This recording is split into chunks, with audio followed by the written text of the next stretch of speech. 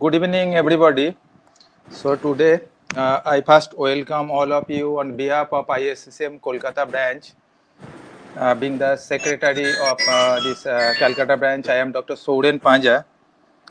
Hello. And as you know, earlier about 1 month before we started this COVID-related means different program, the first edition already that we conducted. But because there are so many webinars going on, that's why we just delayed this second edition. And actually, we are also trying to get some more information so that the webinar can be more fruitful, can be more informative. So today is the edition 2. What we have focused, our focus remains towards the care of the lung primarily, and obviously there will be the next another webinar will be on the tomorrow, and another webinar will be gradually we will announce tomorrow. There will be that webinar. We will be focusing on the antiviral therapy as well as the plasma therapy. Convalescent plasma therapy scope, and in India how it is progressing, and we will have a good faculties in that also. Today actually we are focusing in the pulmonary aspect. First we have our faculty. So there are 3 lectures. First faculty Dr. Saurabh Majhi. He is consultant pulmonologist, as well as he did his DM pulmonology from SGPGI Chandigarh, and he's excellent in this particular field. He will cover the what are the scope of immune modulation therapy in the COVID-19 with severe pulmonary involvement or moderate to severe pulmonary involvement.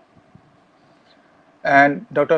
Saurabh Majhi is also one of the major key nodal person in Narayana RN Tagore Hospital, and he is looking after the different aspect of the COVID-related issues in the RN Tagore Hospital. So has some experience in using different immune modulator also. And the second lecture that will be covered by Dr. Sumit Ray. Dr. Sumit was a time when he was my senior colleague at Gangaram Hospital.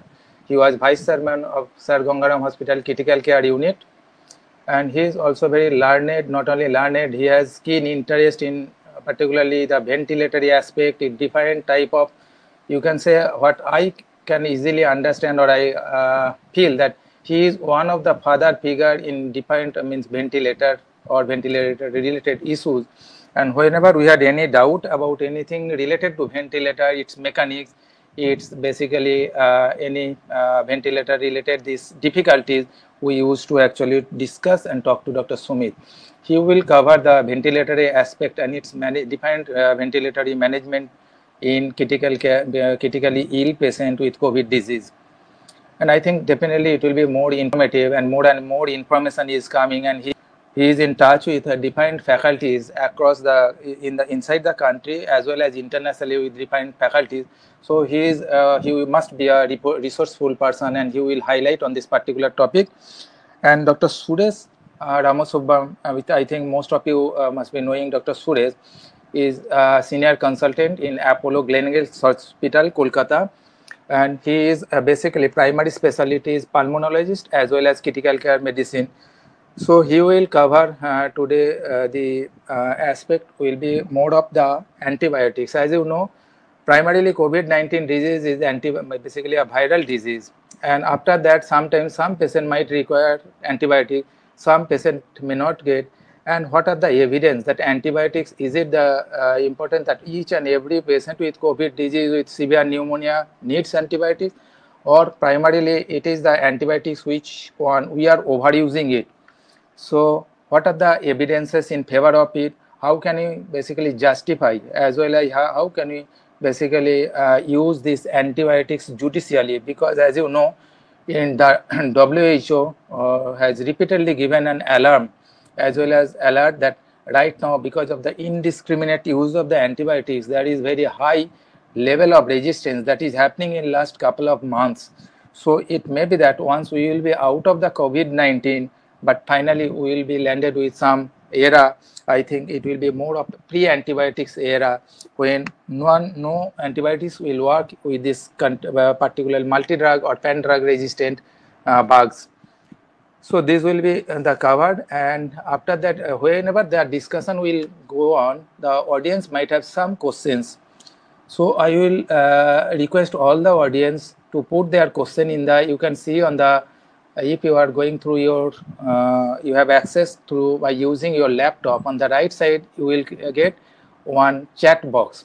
So in that chat box, if you are aware of this platform, then no problem. Otherwise, in Webinar Jam, in this chat box, you can basically forward your question, queries, and you can also mention which particular basically faculty you want to hear from that faculty, or you want to have an open discussion.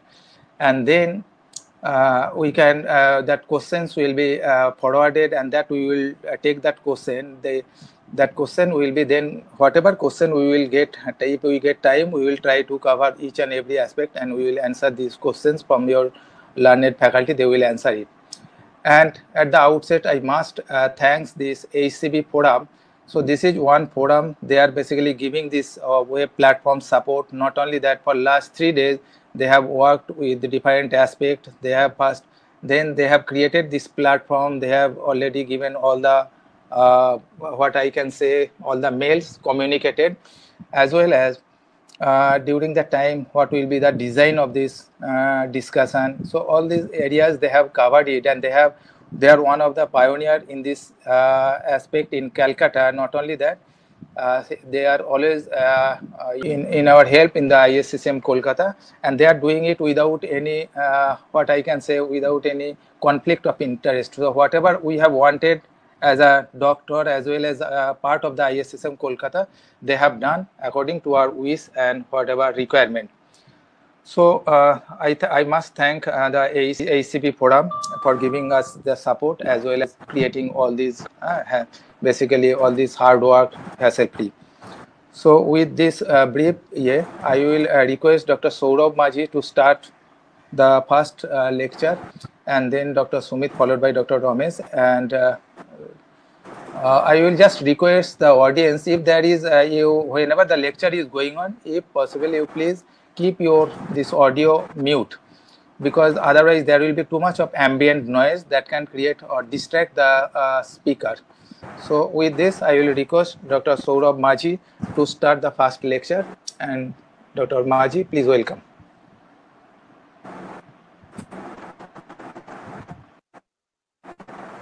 I think because there is little problem with Dr. Maji's slide, so I will request Dr. Sumit to start the session. Then I think if Dr. Sumit is ready. Okay. So, good evening, ladies and gentlemen.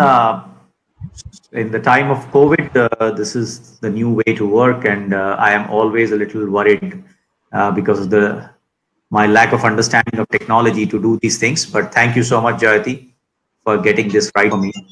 So I'll be talking about management of acute respiratory failure in COVID-19, and I thank Panja for giving such a introducing me.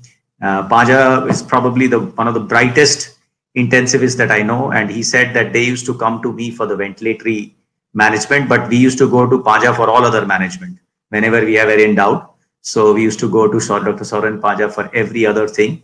So anyway, so I'll start off without much ado. All of you know the COVID-19 is caused by the SARS-CoV-2, which is basically uses the ACE receptors on the lungs to enter the body. And you know that billions of people have been infected, 500,000 deaths worldwide. India is also one of the top 4 countries in the world now, with more than 6.5 lakh cases and nearly 18,500 deaths. I won't go into that, but what is more relevant to us, quick look at the pathophysiology, which is relevant to our mechanical ventilating a patient of COVID, is that once the virus attaches to the sensors, ACE sensors on the lung parenchyma, the inflazomes are stimulated. There is an activation of the cellular and humoral innate immunity, etc., which basically leads to either a cytokine, cytokine release syndrome, a macrophage activating syndrome, but also very importantly an endothelial cell activation and a procoagulant state.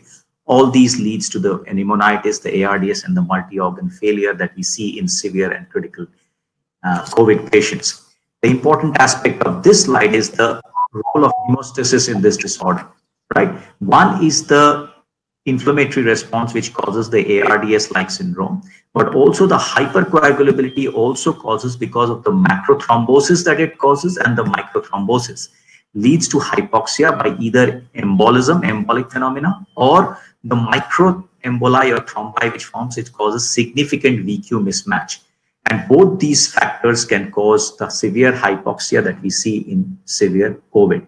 And managing the two ends of the spectrum, the classical ARDS spectrum or the more VQ mismatch spectrum, because of the more embolic, thromboembolic phenomena, needs slightly different ways of managing them on the ventilator. So as those of you who are managing COVID would have noticed, that most of the patients who become serious, critically ill, start becoming serious about 7-8 days of illness, and a large percentage of them actually become critical after 10 days of the onset of symptoms. And the reasons for that are different. The initial phase is because of viremia. The second phase is more cytokine release post-viremia and the triggering of the cytokine response syndrome.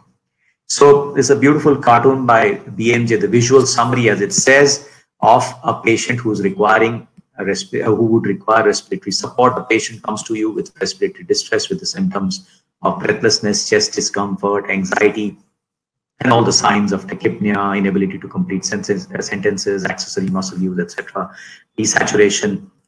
And then you could have these patients mostly in type 1 respiratory failure. That is the commonest form of respiratory failure in COVID-19. But a subset of patients may have type 2, those who have a predisposition to it in the sense of having patients who are COPD, bronchial asthma associated with it, and also in patients who have such severe disease and have been fatigued by the effort they have needed to put in to improve their hypoxia, that they end up with retention of CO2 as they tire out and a hyperlacticemia. So the range of oxygen support that you could give is, for mild to moderate disease, you could use a nasal cannula using it can give about 1 to 6 liters of flow in a nasal cannula. Your FiO2 can be anywhere between 24 to about 40%. It says 50 here, but actually, rarely can we give more than 40% depending on the flow that the patient's demand. Then you have the simple face mask, also called the Hudson mask, where you can use 5 to 10 liters, gives an FiO2 of anywhere between 30 to 50. Then you have the reservoir mask, which you can use where you are using higher flows, at least 10 to 15 liters of flow. The reservoir bag mask should be full when you are giving oxygen to the patient, provides higher FiO2s going up to 60 to 90% even. But be aware that giving low flows in that, less than 6-8 liters flow, could make the patient have some degree of rebreathing, and lower flow should not be used in reservoir bag mask. Then if in spite of these, if you find that the patient is not able to maintain oxygenation, then there are the options of nasal high flow oxygen or high flow nasal cannula, as it's called, HFNC, or the non-invasive ventilation that we can use, NIV, which could be either in the form of CPAP or a bi-level support. And we'll come to that in a little while. So if a patient comes to you with acute respiratory failure and early ARDS, not intubated, initiation of supplemental oxygen can be via the nasal cannula. Then you scale it up as the oxygen requirement goes. But if there are any signs of deterioration, then either a high flow nasal cannula could be used, or if the patient's efforts are significantly exaggerated and the patient is tiring out, then probably we need to use a non-invasive ventilation. There are issues about these two, and we'll talk about that. But remember that patients who are placed on non-invasive ventilation and high flow nasal cannula should be closely monitored, as the potential of deterioration in this is fairly quick. So observation actually required in these patients is sometimes much higher than those who are in the invasive on the invasive ventilators rather. So keeping a watch, just putting them on it is not going to help. You have to have intensive monitoring of these patients on HFNC or NIV. The role of HFNC and NIV has been extended in case of COVID, because what has been seen is there is a relatively higher mortality in patients who are intubated and ventilated. The data suggests that initially there was a lot of kind of data saying that almost 80% people die, those who are on invasive ventilation. That's not true. Where the real data has come in, long-term data has come in, particularly the NHS has a weekly update of data. The mortality from those who were put on ventilators was about 67% at the beginning of the pandemic there. But 6 weeks down the line, they learned how to ventilate these patients better. And if we do that, we would also be successful. And it was found that they could reduce the mortality 52% from 67% within 6 weeks. And if you are using HFNC or NIV, the worry is always there for aerosol generation and viral transmission. If we use a proper interface for NIV, a helmet would be perfect, but not available easily. But the mask fit, if it is good, then also it helps. And if everybody who's involved in the care wears PPE, it helps. It has been found that the aerosolization is up to about 40 centimeters from the patient, which is less than 1.5 feet. But yes, here we have to be careful. You have to have negative pressures in the ICU that you have to reduce the aerosol staying in the air for long periods of time. NIV obviously is more useful than HFNC in the type 2 respiratory failure because it gives an inspiratory support, and in those patients who are starting to tire out, because the inspiratory support also helps in increasing the tidal volume and reduce the work of breathing along with the EPAP or the CPAP that the bilevel of NIV can give. But also remember that aerosolization is not just by NIV or by the HFNC. When you intubate a patient, you can cause a lot of aerosol generation and also probability of viral transmission, and one should be careful about it. And there are many methodologies of reducing that, and I don't have the time to talk about that, but that's probably another lecture. And those patients on HFNC could probably be given a mask on top of it, an N95, etc., mask on top of it to fit and at least reduce some of the aerosolization. The role of prone positioning, awake proning. Prone positioning has been part of our armamentarium in treating patients of ARDS for a long time on intubated ventilated patients. But awake proning with patients on high O2 flows or NIV is more recently used. It has been studied earlier, but more recently used with COVID. It's used as a rescue therapy before intubation. It may work. It's based on more on perfusion redistribution rather than the shape matching theory or the sponge theory for the classical ARDS, which I'll talk about briefly a little later when I'm dealing with the classic ARDS cases in COVID. So the perfusion redistribution is what actually improves the oxygenation here. A little bit also of the sponge theory. Will come to that a little later. And the benefits may be short-lived and can only be done in patients who can communicate and cooperate with you, who are able to turn and rotate and adjust position with your help. Okay, the position changes are every 30 minutes to 2 hours. Proning for intubated patients, as we all know, is slightly different. And this is the kind of the cartoon which shows how this can be done, and you can Google it and find it. It's all on the net, and it can be used. Very useful. We are finding it quite useful to keep patients off ventilation or even off non-invasive ventilation sometimes by using oxygen and proning, and that has been of great help. Now, if in spite of using high oxygen or NIV, patient still has persistent hypoxia or respiratory hypoxemia, there may be a need for endotracheal intubation and invasive mechanical ventilation. So the possible clinical indications for endotracheal intubation could be an impending airway obstruction, signs of unsustainable work of breathing, refractory hypoxemia, hypercapnia or acidemia, the patient tiring out or has a secondary disease process of a COPD, bronchial asthma, which is making it worse, and encephalopathy, or the patient becoming drowsy because of either the cytotoxic storm or because his effort, the increasing effort and the hypoxia is making him more encephalopathic, or the possibility of inadequate airway protection. Not just that, additional considerations that we should have in patients of COVID is look at the disease trajectory. If the patient is rapidly deteriorating, even if he's able to maintain oxygen saturation on high oxygen, probably if he's deteriorating rapidly, best to intubate early, planned intubation in that case, because so that you can reduce aerosolization, etc. Because if it's a crash intubation, the chances of aerosolization and viral transmission is higher. So planning it in that setting is better, particularly in patients who have possible endotracheal intubation difficulties anticipated. If the patient is hemodynamically unstable with hypoxemia while intubating, and also ask the question, if suppose you have to do a CT scan, etc. on the patient, will intubating and transporting the patient on a ventilator be safer than trying to take him or her on an NIV? And could intubating this patient reduce the chances of viral transmission? That should not be a priority, but can be a possibility. So among the indications, the specifics probably would be that your saturation is less than 90% despite maximal supplemental oxygen, rapid progression of disease, as I said, an arterial pH less than 7.3, PaCO2 more than 50 in a non-COPD patient, patients requiring more than 40 liters of oxygen on FNC, and an FiO2 of more than 0.6 and hemodynamic. If you have to intubate, the patient should be intubated by an experienced intubator.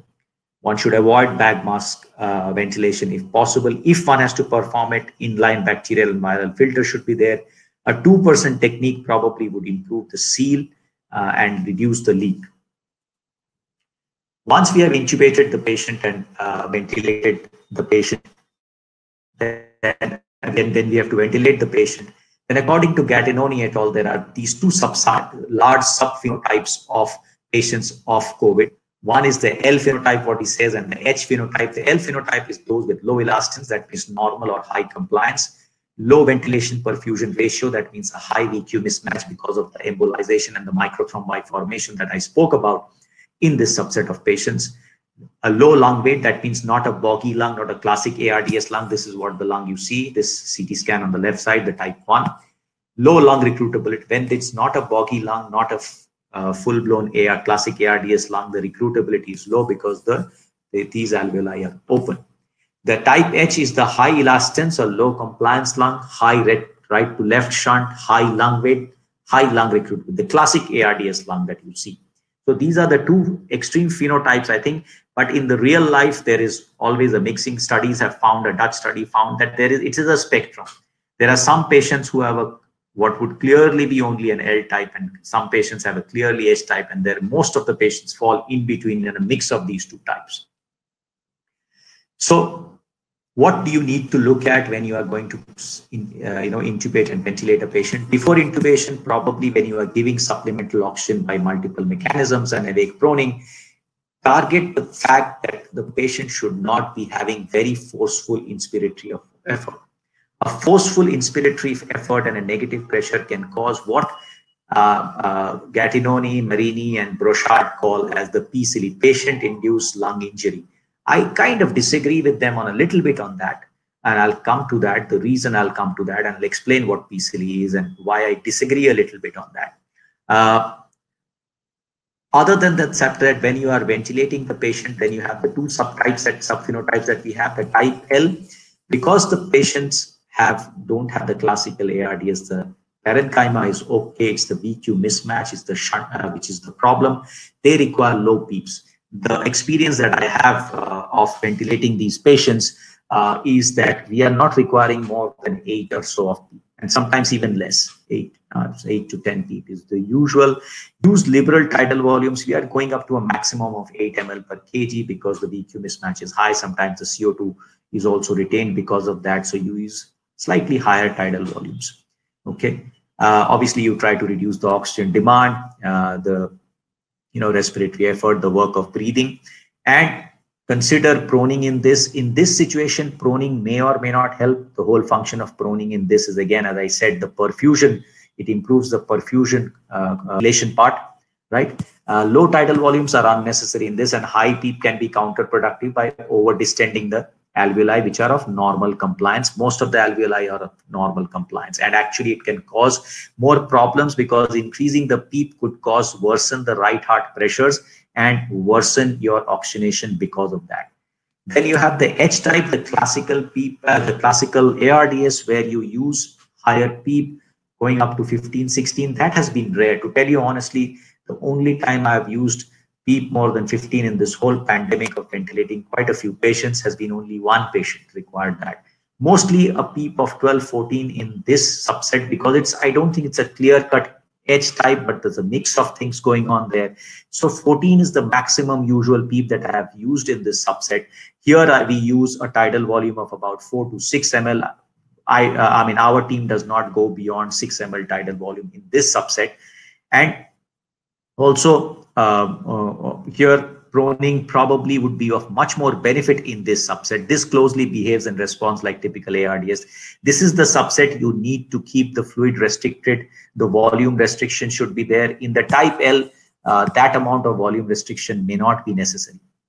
The other important factor is ventilating. We'll come to that a little later about the classical ARDS, the weaning phase. Weaning is long in this. Don't be in a rush. Don't rush into weaning. They are taking a long time to get weaned. Make slow baby steps of weaning. Okay. And EP's trials should not be attempted, mostly positive pressure trials with pressure support and CPAP. Slowly, gently reduce the pressure support. Usually it is taking a fair amount of time to wean. Don't try to start the weaning process when the patient, a daily awakening with weaning trials probably should not be attempted in the severe hypoxemia cases. Only when the disease process is significantly settling down should you start that. Okay. And as I said, avoid abrupt changes. So what is the mechanism of PCLE or of injury from spontaneous breathing that they talk about? So one is increased lung perfusion, increasing distending pressure and increased tidal volumes, and patient ventilator asynchrony. This second two parts, probably this part happens primarily in patients who are on the ventilator and breathing spontaneously with ARDS. The reason why spontaneous in a mechanical breath, what happens in a positive pressure ventilation, if you are giving a positive airway pressure of about, say, 30 centimeters of water, the pleural pressure is usually about, suppose, 10 centimeters of water. The transpulmonary pressure is this minus this, which is about transpulmonary pressure is about 20 in this case. And the pulmonary capillary pressure is about 12. So the transvascular pressure is between 12 minus 10, which is about 2. And there is no interstitial edema happening in the mechanical breath. If the patient starts having exaggerated spontaneous effort, though your positive airway pressure that you have set on the ventilator remains at plus 30, but the pleural pressure becomes more negative, and the negative pressure is actually added to this. So your transpulmonary pressure actually increases, and also because of the negative pressure, there is an increased transvascular pressure, and this draws fluid into the interstitial compartment, into the alveoli, leading to worsening of the ARDS. This has primarily been defined for patients who are breathing vigorously, spontaneously on their ventilator. In a spontaneously breathing patient who is not on the ventilator, the ability of the patient to draw in fluid, you don't see that in acidotic patients who can generate large tidal volumes. You don't see that happening. And in a patient who is hypoxic and tachypnic, they don't have large tidal volumes. They don't generate large tidal. They usually have rapid, shallow breathing with fast rates and smaller tidal volumes. So PCD in a spontaneously breathing patient who is not on positive pressure support is probably not that likely. The patients on ventilator who breathe spontaneously with ARDS, they could be double triggering, reverse triggering, which all increase the tidal volume and entrainment. And thus in more severe ARDS, there are more chances that if you continue patients in ARDS, classical ARDS, continue patients on non-invasive ventilation or invasive ventilation without knocking them out in the initial phase, paralyzing them, the spontaneous breathing can cause the PCLE that Brochard and Magatinoni and Marini spoke about. Now the classical ARDS, what are the problems and concerns, which you have a smaller subset in the COVID patients, but basically, as most of the intensivists would know, there is the baby lung concept where you have normal alveoli and normally compliant lung, with a heterogeneous lung where there is volume trauma or over distension of the alveoli, which are the normal alveoli. Then high pressures, inspiratory pressures could cause the barotrauma. But what is probably missed out more is the atelic trauma or the shear stress, where the cyclical opening and closing of closed alveoli, right? So alveoli are closed, filled with with alveolar proteinaceous material, and they open from a completely closed position. There, the shear forces could reach 140 centimeters of water in spite of you controlling the airway pressures at 30 centimeters. So this is what is called atelectrauma, and the combination of these causes the release of more inflammatory mediators, further causing damage to the lung and biotrauma. And this is called villi, and that is the villi vortex which has to be stopped, which is what Gattinoni and Merini speak about. And to remember, villi occurs at the two extremes, at the beginning of inspiration, atelectrauma, and upon reaching total lung capacity, there you can, at the end of inspiration, there could be barotrauma and volutrauma. And lung protective ventilation should aim at preventing the stress and strain at both ends of the respiratory cycle. So what do you do? All of you know, for reducing volutrauma, small tidal volumes, 4 to 6 ml in classical ARDS. Because you are giving small tidal volumes, you may need to increase the respiratory rate to about 30. Avoid barotrauma by limiting the plateau pressures to 30, the driving pressures to 14 or 15. If you can't do that in a volume control mode, probably you could try a pressure control mode or dual modes with inverse ratio ventilation. Increase the inspiratory time so that the flow goes over a longer period of time, and and keeping the mean airway pressures high leading to longer inspiratory time, better mean airway pressures, better oxygenation. In a subset of patients, you could use recruitment maneuvers. Recruitment is the transiently increasing the transpulmonary pressure to open up closed non-compliant alveoli. To tell you honestly, in the whole COVID pandemic, I've used recruitment maneuvers only in that one patient where I used a PEEP of 16. Other than that, most patients have been scared of using, because most of them do not have the real classical ARDS that I have treated. Then once you have recruited the alveoli, then you have to titrate the PEEP to stop de-recruitment. The recruitment maneuvers are multiple. You can have 30 centimeters to 40 centimeters of CPAP for 30 to 40 seconds, pressure control breaths, and the maximal recruitment strategy and Farlap method are also there. I'm not going to go and define. Commonly, what I use is the first two, and limit the pressures. The maximal recruitment strategy and the staircase method has not shown to be beneficial in outcomes. Actually, it has shown increased mortality. Probably restricting the pressures to somewhere like 40 centimeters of water is good enough to recruit if you have to do it. To stop de-recruitment, you titrate the PEEP. Either one can use decremental PEEP or incremental PEEP. In the classic ARDS, I used to use more decremental titration of PEEP, which was considered better because that would titrate it better and de-recruitment would be reduced. But in this pandemic, I'm using more incremental PEEP because I'm not sure at the beginning of hypoxia when I'm intubating which type it is, the L type or the S type or somewhere in between.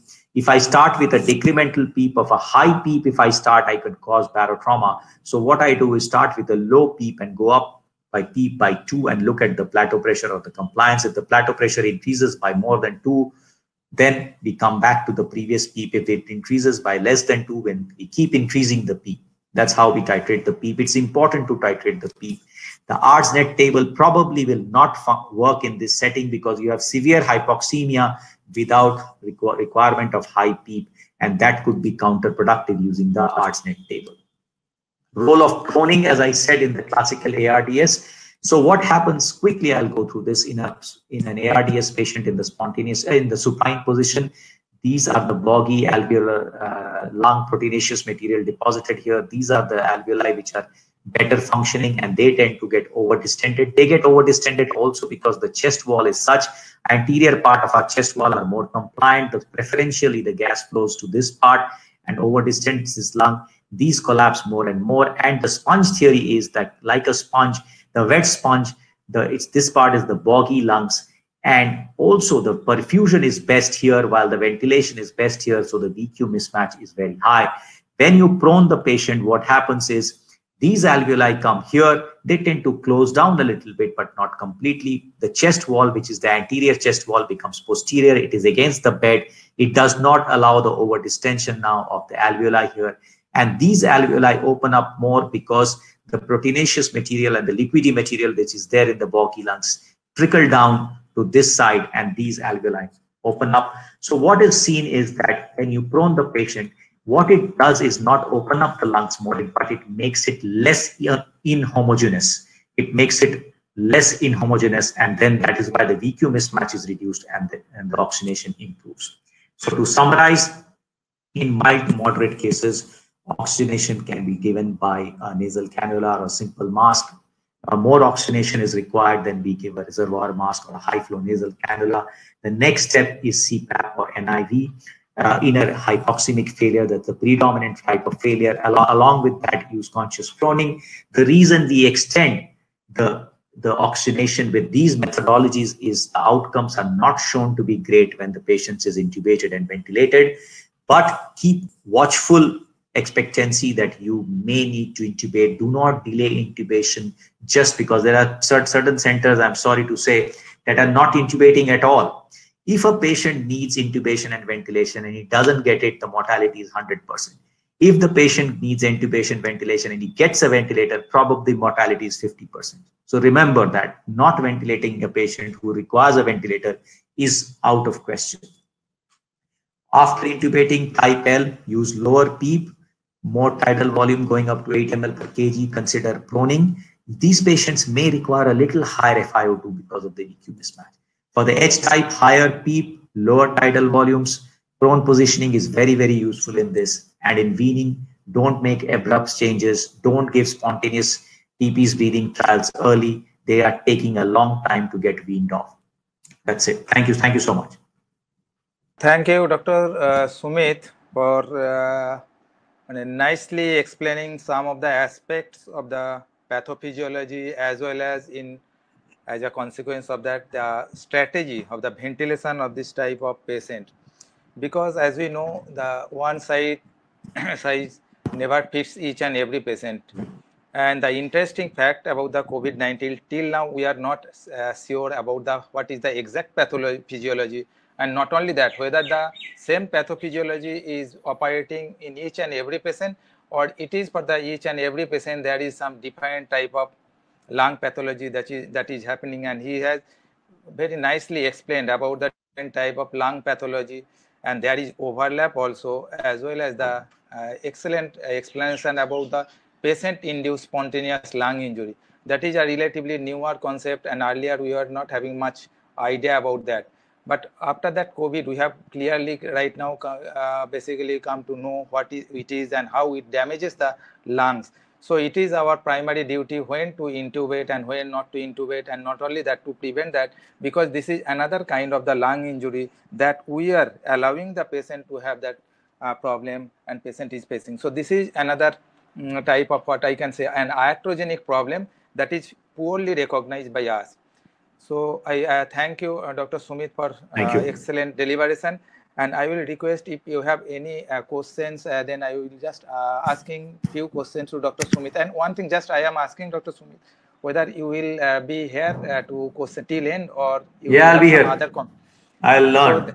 Okay. So then I am just 2 or 3 questions. After that, we will go to the EA. Then together we can take the questions, and so that all the learned faculty, they can give answer, as well as I can say healthy discussion, as well as healthy sorting out of the some of the type of difficult to understand problem. So one question from Dr. Samudra Guptu, he has raised, that is phenotypically how to identify type L and type H, to Dr. Sumit. Right. Can you hear me? Yeah. Yeah. So see, that's as I said, it's not very easy to separate it out clear cut. So it's a spectrum. And so a patient who oxygenates well on high oxygen and does not have if this is pre-intubation, okay, has fairly good oxygenation without very high exaggerated effort, or an X-ray which does not show a florid bilateral kind of whiteout picture, are those who probably will fit into that. But those who do better with a non-invasive positive pressure, with a PEEP, whose oxygenation improves with PEEP, you have to try it out, okay? Those whose oxygenation improves more with PEEP or EPAP in an NIV are the ones who would tend towards the H type, and those who don't, who do better with just pure high oxygen, are the ones who are the L type. But most patients, I can guarantee you, fall somewhere in between. And okay, then there is another question that has been asked by one of the very senior, not only senior, basically he is our, you can say, senior madam as well as professor, Dr. Right. Amna Goswami. Madam was a teacher when we were students, as well as a professor in our different medical college as well as Calcutta University. So Madam has raised one question about the in the prone position, do you put pillow on to keep the abdomen free? So, ma'am, so I'll answer the spontaneous first. Sorry, conscious proning, and for those on ventilator. So, conscious proning, you ask the patient to lie comfortably on their tummy. There's no need for a pillow under them. So, whatever is a comfortable position with a small pillow under their head, they can lie down, or a very small pillow under their head if they need a pillow, or if they can lie flat, well and good. But for patients who are ventilated, intubated and ventilated, they, in some places, so it's not necessary. So only in obese patients with a large pendulous abdomen, you may require to keep the abdominal pressure less. And in that setting, you may put some pillows under the pelvis and the chest to lift the abdomen off the bed in that setting. But in a relatively leaner person, that we haven't found it necessary to do it. Okay, thank you. There is another question, another our very senior faculty as well as our teacher, Madam Dr. Chumki Dotto. Madam has raised one question to Dr. Sumit. What is your opinion on hyperbaric O2 therapy in this type of patient? Right. Hyperbaric oxygen therapy, high pressure. I mean, there is not much evidence for it. And in the setting of the only setting where it would be necessary probably would be the severe thrombosis of the pulmonary vessels, microembolization, and the VQ mismatch because of that. But even in that, probably high oxygen flow is what we are looking at with less PEEP. Not enough study. I mean, I am not a great of hyperbaric oxygen except in the settings of gas gangrene, etc. So I don't think it's something which is necessary. Actually, it is more important to correct the pathophysiology while oxygenating the patient, which is predominantly where we have found the severe hypoxemia, which is unresponsive to PEEP, is those who have severe thromboembolism of the multiple pulmonary vessels. They not be the large vessels, but small vessels. And probably using higher anticoagulation. And in some subset, we have used thrombolysis also, segmental emboli, etc., which where we have used thrombolysis to open them up has been more useful. To tell you honestly, I don't have the experience, but I don't think it is going to be of great benefit to use hyperbaric oxygen therapy. Other faculty may comment on it. Panja, you may comment on it. Okay. Just before there is another thing just related to this topic. I am asking on behalf of other audiences. That is, right. Is there any specific modes of ventilation that is helpful? That is one question that may have inside some of the audiences. And second one is any role of the nitric oxide in this particular group of the patient. These things, okay. Yes. So one is ventilation modes. Actually, when we are intubating and paralyzing and ventilating, probably keeping it simple with the volume control mode. The phase when we are paralyzing is the best to go. Keeps it simple. I'm not saying that its pressure control is not good. If, as I said, if it's a classical ARDS type picture, if titrating PEEP, you're requiring high PEEP and you are not able to maintain oxygenation in that subset, going from volume control to pressure control and using inverse ratio may be of benefit. Okay. But in the ones where there is hypoxemia related to VQ mismatch because of the embolic phenomena that we see, thromboembolism that we see, there probably that is not going to be of benefit. Second, once we have the patient waking up and getting them off muscle relaxant, because of the hypoxemia, many of them have a high minute ventilation demand. Okay. And the catabolism. So the combination of these two things. And in that setting, sometimes pressure control ventilation, the patient coordination is much better and dyssynchrony is much less. But having said that, you have to be much more watchful in a pressure control mode so that the tidal volumes don't go too high or too low. Many setups are not used to watching the tidal volume. I'm sorry to say, many, consistently. Mostly they look at the pressures. They don't look at the volumes that change when you are putting the patient on pressure control, and any rapid change in the compliance or etc. could change the tidal volume significantly, and which could be counterproductive. But I prefer putting the patient on pressure control when I am waking them up from muscle relaxation and sedation and trying to make them breathe somewhat on their own, I find them to be less dysynchronous. Does that answer your question, Paja? Yeah. Okay. So any role of nitric oxide or not? Oh yeah, sorry. Yeah, yes. Nitric oxide, yes. In those with a significant right heart failure, that subset of patients, PA pressures are high, PSP is high. You do an echocardiography, microembolizing, the thrombolysis may not work. You are giving heparin or low molecular weight heparin, and the PA pressures are high. In that subset, using nitric oxide may reduce the right heart failure and improve oxygenation. Will they in the long term improve outcome? Is difficult to say, because in ARDS studies, they have not shown to improve outcome.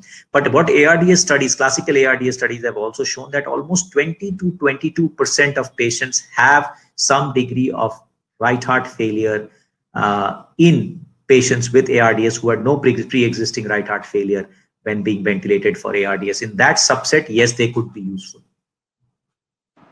Okay, thank you. Then there will be other question and answer that will be discussed and will continue, because there are so many areas. Other questions are coming. So before that, I will just I want to go to the another session by Dr. Saurabh Majhi. So Dr. Saurabh Majhi, as already we have discussed, he will cover the immune aspect of the immunomodulatory therapy in severe COVID-19 disease. So after that, there will be Dr. Suresh. So I think without wasting time, Dr. Saurabh Majhi, please you come and start your session. Thank you, Chairperson, for the nice introduction. I am sorry that initially, due to some technical fault, I could not load my presentation. After the ventilatory strategy, which has been difficult, now it is come to the drug, and my topic for discussion is immunomodulator therapy in the COVID-19 with current evidence. As we all know, that is it's a large group of virus, that is the COVID-19, and which has been initial from the one city in the China in mid-December 2019. Now it has spread to the 214 countries and or territories in the worldwide. In 30th January, it was declared as a public health emergency of international concern, and now WHO has declared as a pandemic on 11th March. Now come to the pathogenesis. It is the SARS-CoV-2 virus with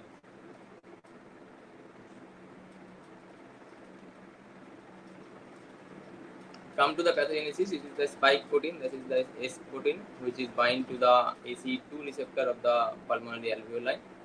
And here why the disease is so much, transmission is so rapid and so aggressive, because the binding capacity of the ACE2 receptor is 10 to 20 times higher than the other coronaviruses, which suggests that the SARS-CoV-2 might transmit more rapidly than from person to person. After the initial insult, then the body try to the first line defense, which is mainly from the interferon, type 1 interferon and natural killer cell, which take part in the combating the disease, and then come to the cytotoxic T cell, and after that the antibody producing B cell, which target the virus in the specific antigen. During this period of the virus and antiviral war, that is the body try to eliminate or try to relocate the virus in a single space or eliminate them.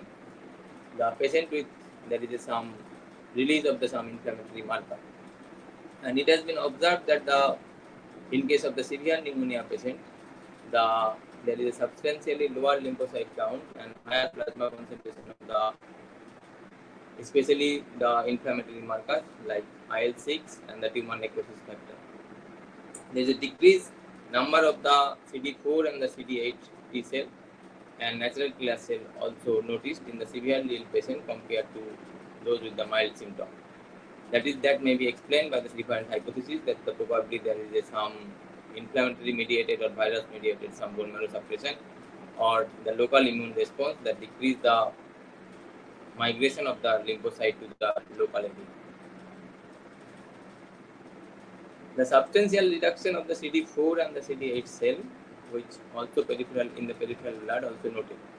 In the inflammatory cascade, there are different inflammatory markers which are produced, and it is very difficult to remember. That is the, but we will mainly concentrate regarding the interferon, regarding the TNF, IL-6, IL-1, and for which there are different drugs and which are helpful in the combating the disease. Now come to the antiviral immune response. This is the crucial to which occur mainly in the second week of the disease. That is antiviral immune response after second week of the after invading of the virus. This antiviral immune response has caused massive production of the inflammatory cytokines and damage to the host tissue. This overproduction of the cytokine, that is which is known as the cytokine storm, which is similar to the SARS, MERS, and the COVID-19. And there is a phenomena, that is the secondary HLH, which is also seen in the secondary HLH, which is also seen in the COVID-19, which is occur mainly second week of the disease when the inflammatory markers are very high.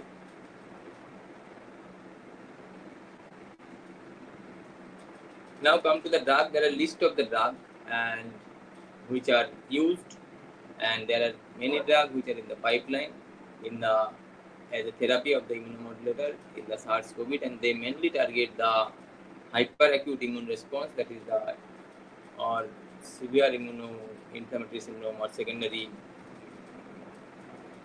HLH.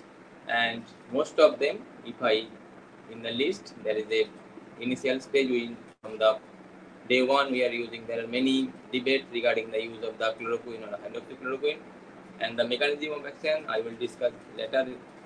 And the mechanism of action here, it bind with it block the ACE2 receptor and the change of the environment of the acidic, so that the pH change in the endosomal area, so that the virus multiplication is very prevented.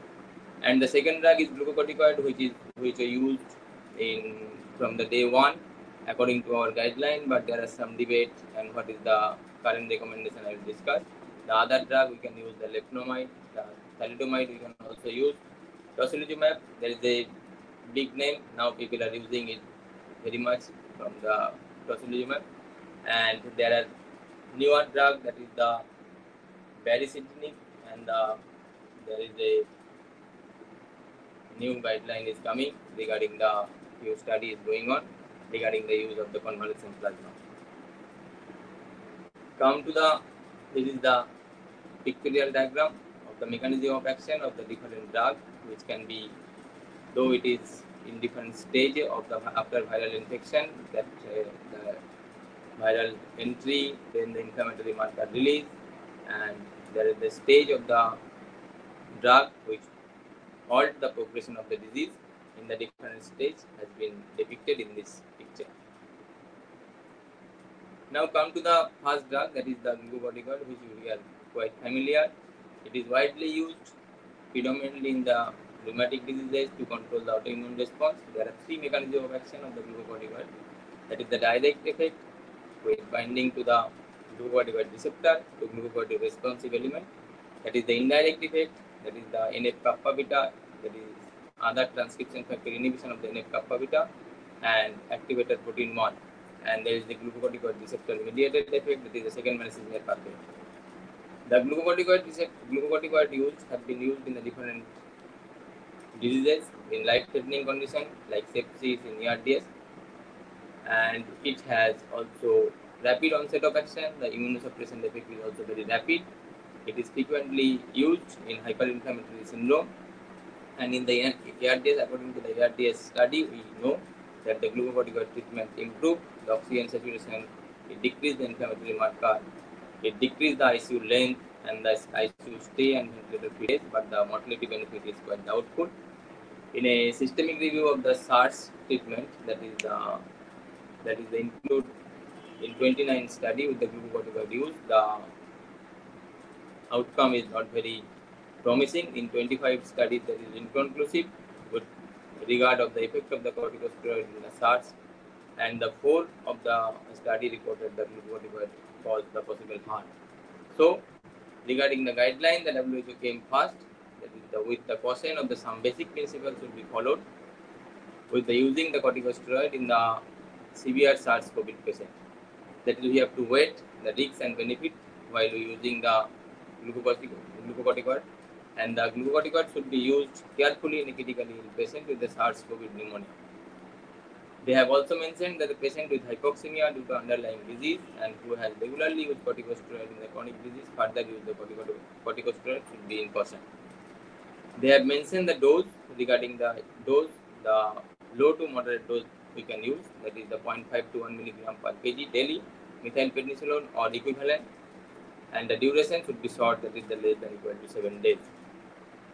So, high dose or the pulse glucocorticoid is not recommended. But there are few observational studies.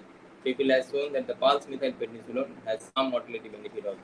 Though it is not a randomized control trial, it is observational study, and the study number is also very less. And came to the CDC also recommended that the corticosteroid not to be used routinely in patients with the COVID-19 for the treatment of the viral pneumonia, or unless there is the other reason for the use of the glucocorticoid study. Now come to the recovery trial, which is the published in the last month, the interim analysis, that is the mortality benefit is there.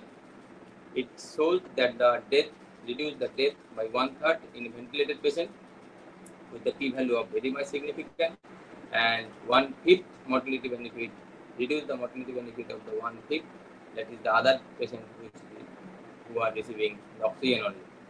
And they have also mentioned that there is no benefit among those patients who did not require the respiratory support.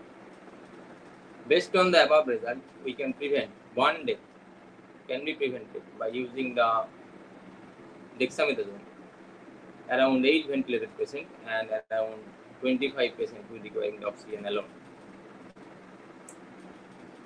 But Ministry of Health and Family Welfare, that is ICMR, also recommend the use of the methylprednisolone from the day 1 of their guideline, that is the IV methylprednisolone 0.5 to 1 milligram per kg, or dexamethasone, which has been added recently in their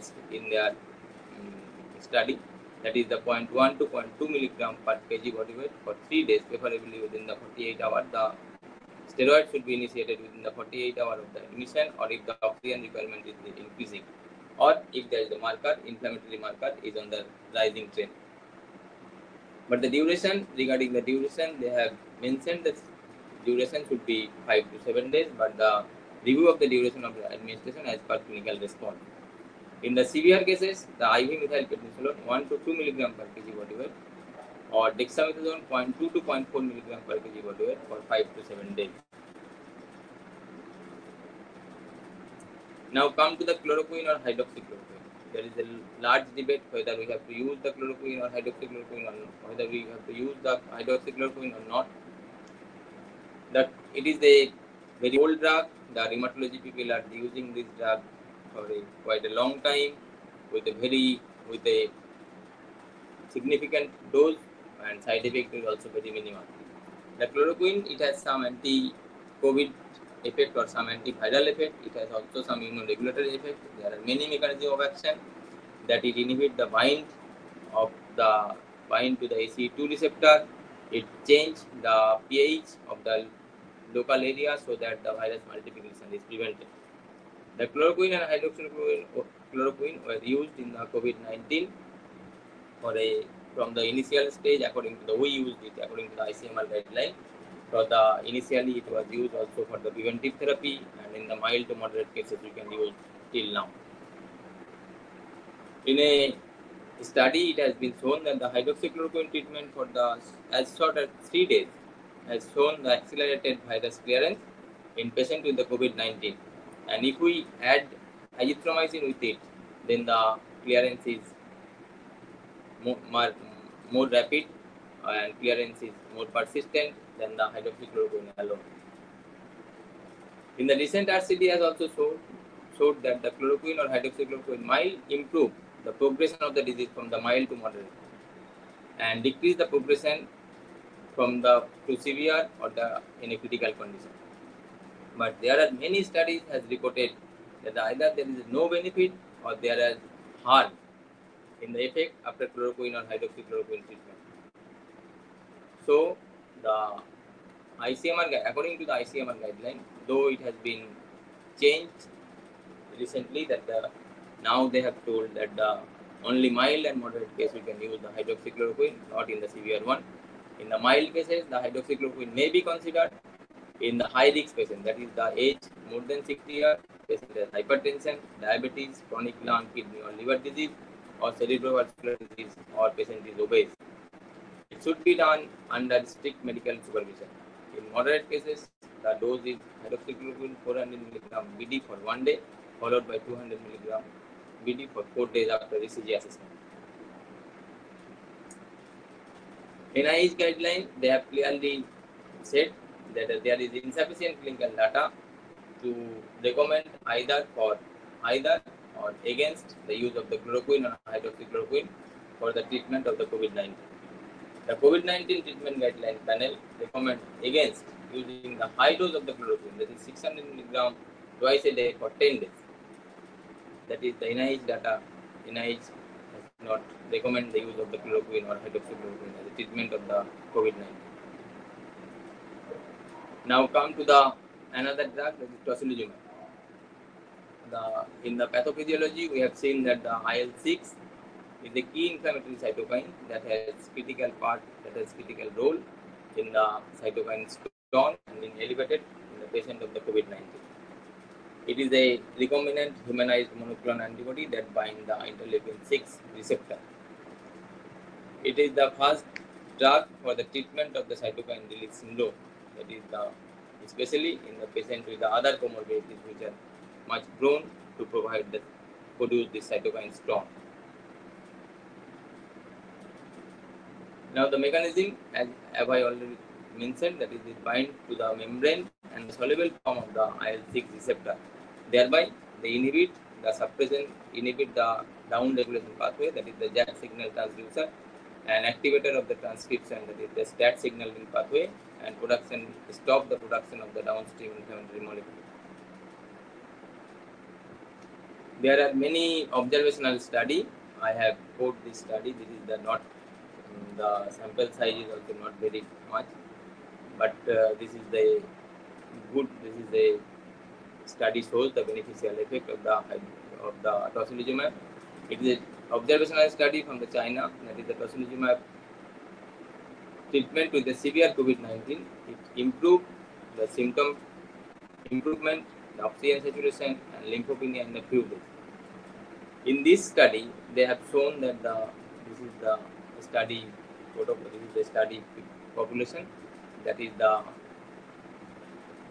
participant, there is 21%, and the age is mean age was 56 years.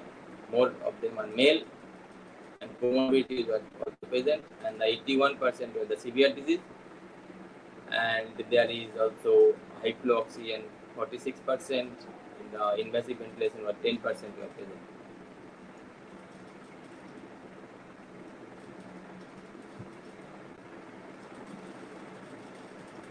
Most of them are the severe disease, that is the 80%, and after using the tocilizumab, there is a change in the blood parameter. They have repeatedly monitored that after using the tocilizumab, day 1, day 2, and day 3, these blood parameter, that is here the important is as our own experience also is the same, that the CRP decreases rapidly. In this study, on the day 3, the CRP become more or less normal, but the procalcitonin is also normal, but the IL-6 here, the value of the IL-6 is increased after the use of the tocilizumab. There is a radiological improvement. In the upper one panel, there is a pre-tocilizumab, and the lower panel there is a CT scan of the post-tocilizumab patient, which shows the clearly radiological benefit after using the tocilizumab. And this is the left side This is the benefit from the clinical parameter. The different clinical parameters are improved. Oxygenation and saturation all are improved, and in the mortality benefit, all the patients were there is no mortality in this group of the patient, and the mortality benefit is there.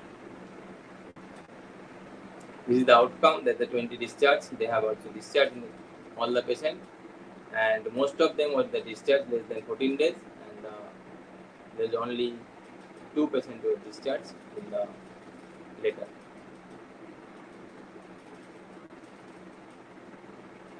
Now come to the another drug, in the same group, that is sarilumab. It is also anti-human receptor monoclonal antibody launched for the mainly treatment of the rheumatoid arthritis. The mechanism of action is the same, that is that it binds to the IL-6, and there is some positive effect. There is some small study is going on there is positive effect in the severe manifestation where the IL-6 level is very high.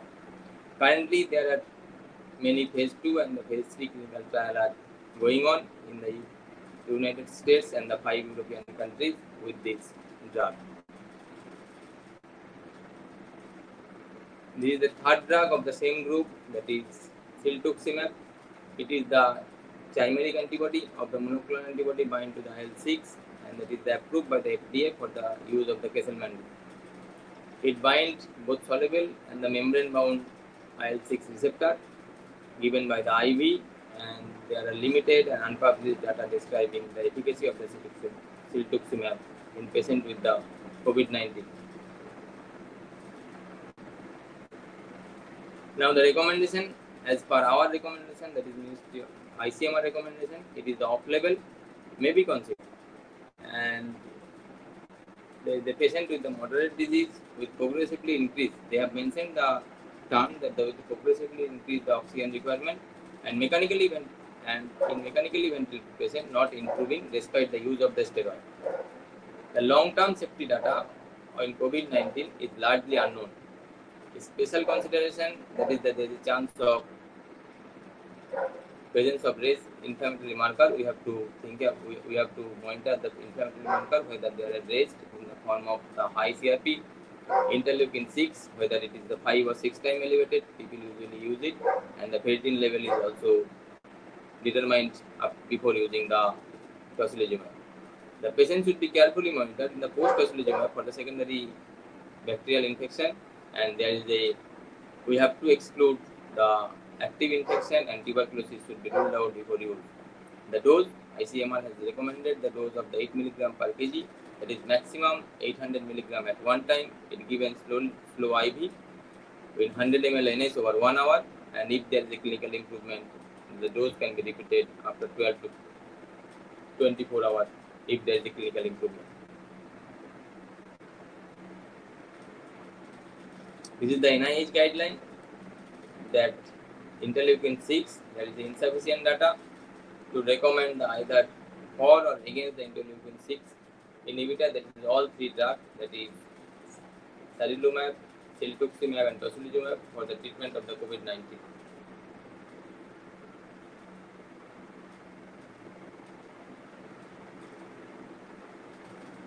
Next. Now these are the newer drugs which are JAK2 kinase inhibitor, that is the baricitinib and luloxetinib. This is the small molecule compound. It acts mainly JAK1 and JAK2 kinase inhibitor. These drugs are mainly approved for rheumatoid arthritis and psoriatic arthritis, and in an open label clinical trial, that is well tolerated, and it is mainly beneficial in case of the secondary HLH with the symptoms of the cytopenia, and other symptoms of the secondary HLH are improved though the study is very small and patient with the first week of this therapy. In the drug registry, in the trial registry, it has been shown that several trials have been registered for evaluating the efficacy of these 2 drugs in the treatment of the SARS-CoV, especially in case of the secondary HLH condition. Now come to the IVIG. The high dose of the intravenous immunoglobulin exert the anti-inflammatory and the immunomodulating effect. Although the preliminary studies have shown that the IVIG in the treatment of the patient with the severe SARS-CoV infection related, that is in case of the influenza, but we need more clinical data for this use. There are few side effects of this. Currently, a randomized control trial is going on for this drug, that is IVIG, in the severe COVID infection, which has been initiated, and there is a doubtful, according to the doubtful effectiveness of the IVIG treatment in the SARS-CoV, and that there is a severe lung injury and the thrombosis. The IVIG option should be carefully analyzed before the using in the severe COVID-19 patient. That is the anti-IL-1, anakinra. This is also a new drug, though the drug is also used previously, but this is a new one in the COVID-19, in the therapy of the COVID-19. It is a recombinant and the slightly modified version of the human interleukin receptor antagonist protein. It is a naturally secreted, the interleukin naturally secreted from the monocyte and the tissue macrophage that selectively bind to the interleukin receptor and modulate its down-regulating activity. The blockade of the IL-1 leads to inhibition of the inflammatory response. In the phase 3 randomized trial with the IL-1 blockade, that is anakinra, in sepsis has shown the beneficial effect and with increased survival without increased adverse effect. Thus, considering this experience with the similar cytokine storm between the severe sepsis and the severe SARS-CoV, anakinra may play a role in the treatment of the severe and refractory cases. So, the pathogenesis, come to the conclusion, the pathogenesis is related to the COVID-19 is very similar. That is, there is a part that is some pulmonary vasculopathy and there is some inflammatory cascade. Both are going on simultaneously. The pulmonary vasculopathy can be managed by the antithrombotic or heparin and other modality of the treatment. And in case of the severe inflammatory response, that is the going on of the pathogenesis is similar that of the other disorder inducing the high inflammatory state. And there is a cytokine release, many cytokine release, but we are mainly targeting the IL-1, IL-2, IL-6 and the TNF alpha. A prothrombotic state is appear later, mainly both of these going on simultaneously. The drugs that are usually severe to treat the rheumatic or autoimmune disease, that is the immunomodulator, may play a major role in this setting where the inflammatory response is very high, which we will be more clear regarding their use and regarding their guidelines if we get the relevant result of the relevant trial. Thank you for the patience here. Okay, thank you, Dr. Saurabh, for the excellent presentation. And this is really a relatively difficult topic, when to use and not to use. And I will just discuss these questions later on, because Dr. Suresh must be actually he was busy in taking the exam. And just after exam, because of my request, he has participated. And this is one, I think right now we are relatively ignorant about this disease, how to treat, or yes, still we are learning. And I think one of the key area is antibiotics, when to use, how to use, and we are rampantly use these antibiotics. I have discussed. And Dr. Suresh, I think he is one of the best person to highlight in this aspect, when to use or not. And I don't require further introduction about Dr. Suresh. He is senior consultant in critical care as well as pulmonary medicine in our Apollo Gleneagles Hospital, Kolkata. Not only that, he has enough knowledge as well as the kind of experience in this particular field. And without wasting time, I will request Dr. Suresh, and then we will come to the question answer. You continue to send your question answer. And with this, please, Dr. Suresh, you start, carry on. And sorry for the year today. Thanks, Sharan, and it's a pleasure to be here, and wonderful listening to these speakers before. I think it's a good opportunity, as Sharan is rightly saying, we're all learning. And mine is the easiest topic, evidence-based practice on antibiotic therapy in COVID-19. And unfortunately, there is no evidence for use of antibiotics. So I can finish the talk here right now saying that that's what it is. So let me just So it's going to be a very short talk, so it's not going to be very in detail that much. So if you look at epidemiology of antibiotic use in COVID-19, if you look at the Wuhan data, 58% of patients in Wuhan were started on antibiotics. However, if you look, this was the original study. If you now look at the recent papers from China which have come in, as well as all the patients who are critically ill, what you will find is that almost 100% of patients are treated with antibiotics. And anecdotally, many US and European physicians say the same thing. And there is no doubt that 100% of patients in Indian ICU receive antibiotics. And this is so because WHO and many other guidelines also kind of recommend that we use antibiotics. So here antibiotics can of course have different meaning for different people. Some people will say, no, we are giving azithromycin as a antiviral agent. Some people will say doxycycline we are giving also has got some antiviral effect, and so on and so forth. But there is no data that any of these antibiotics, whether it's azithromycin, whether combined with hydroxychloroquine or alone, has any antiviral effect. So by definition, if you're using any of these, you're said to be receiving an antibiotics. And that's why I'm saying that 100% of patients in an Indian ICU will receive antibiotics. And in majority of the Western countries, it will be a significant number. As I said, 58% is a good ballpark number for all comers, and probably about 85 to 90% for all seriously ill patient, and about 100% for all critically ill patient would be the reason.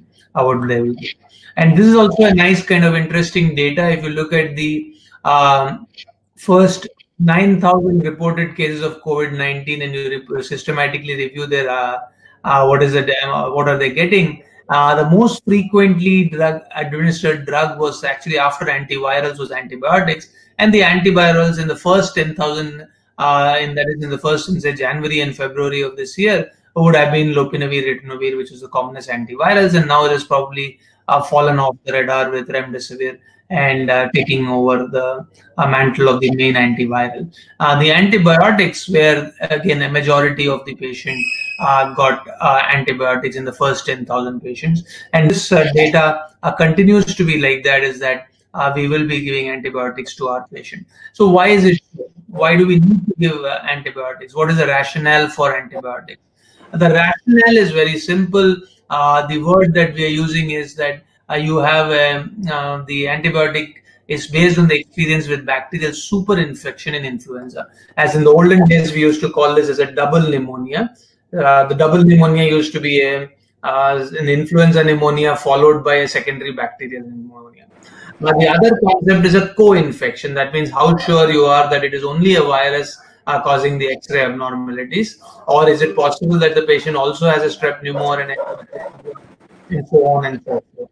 So if you look this rationale from both from the influenza era, you will find that with initial co-infection or secondary bacterial pneumonia happens in about 11 to 35% of cases in hospitalized patients, and they're mostly caused by strep pneumonia and Staph aureus. So the predominant feature would be to cover for CAP and community-acquired non-methicillin resistant Staph aureus would be the automatic rationale for using antibiotics when somebody comes in or presents with a lower respiratory tract infection and has got patchy alveolar infiltrates on a chest X-ray and has got what is called as clinically, we say that he is in stage 2, that is a pulmonary involvement, and rather than an upper respiratory or influenza-like illness alone.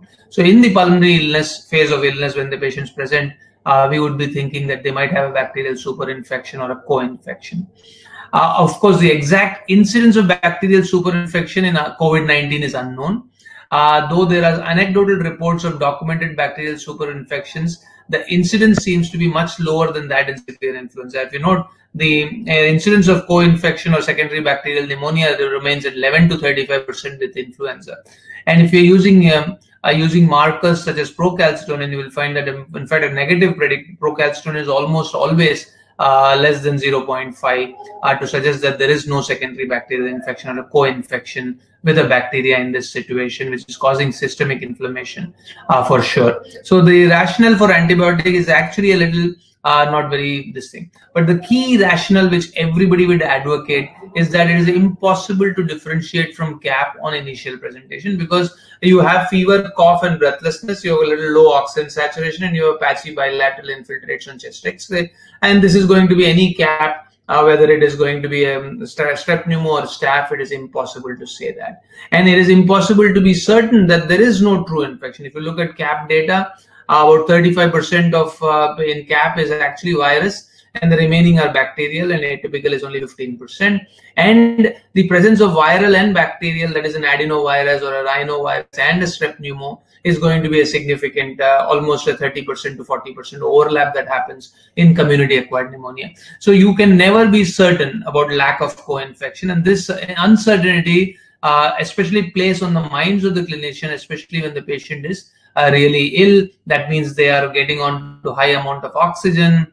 We are not sure what is happening, whether it's only, as Sumit was saying, is it just the worsening of the alveolar damage that is happening, or is it new secondary infection, or a thromboembolism, or a heart failure due to myocarditis. It's impossible to say, and the easiest thing that for clinicians to do is to start antibiotics, because there is it is impossible to be certain about lack of co-infection, even when the procal is normal, because you will say, oh, procal is high only in sepsis. You can have local infection with a normal procal.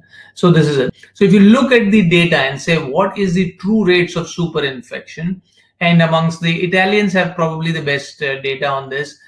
People who died with COVID-19, that is the subpopulation with the most severe disease, super infection were reported in 11% of cases. So if you're dying with COVID-19, you have to understand that almost 10% of patients have, 11% have COVID-19, have concomitant super infection with a bacteria, and they're dying not only from a COVID pneumonia, but they're also dying from a super infection. So it is going to be very difficult not to give antibiotics in this situation. If you look at the China data, which is published in this thing of 247 hospitalized patients, 15% of them, of these 247, and about 50% of these people who died actually acquire bacterial infection. So super infection is a big role. Unfortunately, so this is where we have to distinguish co-infection and super infection. So can we prevent this super infection by giving them antibiotics? And the answer is no. But then can we monitor and see if they're getting new super infection? Probably yes. But unfortunately, the answer that most of us have is to give antibiotics in the earliest possible. So we need to have certain antibiotic prescription rules. That is the only way forward in this era, because I said when patients come in, it's going to be impossible not to give them antibiotics at that particular time because of the presence of fear of co-infection in a clinical picture, which is exactly that of CAP. Our question is that we know super infection can happen, but do we need to give antibiotics in the earlier stages to prevent the super infection? And therefore we need certain antibiotic prescription rules, which is what I'm kind of trying to talk about. So the idea is that antibiotics, probably the best prescription rule is that probably we reserve prescription, not give antibiotics only in severe presentation. That means in patients whose respiratory rate is more than 24 per minute and whose SATs are less than 90% without oxygen. That's the definition, whether the ICMR or the WHO definition of a severe pneumonia. In mild to moderate disease, we get a lot of phone calls. We're doing a lot of telemedicine, and we see patients who are contact and who have young people who have fever, cough, and have a COVID positive, and we have a tendency to give them azithromycin or certain antibiotics. And there is no actual reason to prescribe antibiotics in this group of healthy patients or who are people who have mild to moderate disease and who are not requiring any oxygen therapy. So probably antibiotics in the initial phase to rule out co-infection with the strep pneumo or with an H influenza is to make sure that is only in those patients who have got high oxygen demands and rapidly progressing respiratory failure, or even just use the severe or life-threatening COVID-19 infection.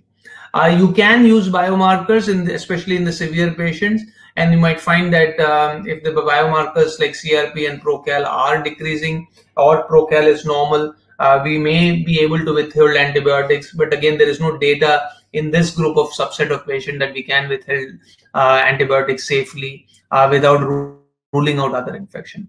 So patients without severe respiratory compromise should be managed without antibiotics, especially the mild to moderate cases. And of course, we are always, there are institutions which are doing a lot of CT thorax, and there are institutions which are not doing CT thorax. But if a CT thorax is done, that is probably somehow going to be helpful in antibiotic prescription, because when you see a typical peripheral, subpleural, bilateral GGO, rather than a lobar pneumonia or a bronchopneumonia, you tend to probably use lesser amount of antibiotics in this thing. But as I said, because of the fear of co-infection, I think we should be using antibiotics, but only in the context of a severe COVID-19 infection or a life-threatening COVID infection, and that also again with certain rules which we are going to describe. So the rule is that if antibiotics are started, you should ideally obtain a microbiological testing. They may include urinary antigen test or the blood cultures, which should be done. So this has to be the balance with the potential availability of these tests, and especially in our country where urinary antigen, and there's of course obviously a cost constraint also involved, because when we start treating patients, there is a limitation on what we can use and what we cannot use. And doing blood cultures in this situation, which is got a potentially very low yield, may not also be very advocated, especially when you're not having severe pneumonia. But in the presence of severe pneumonia, like the IDSA guidelines and the ATS guidelines for severe pneumonia, severe CAP, we should be sending 2 blood cultures. I believe certainly that we 100% should be doing it.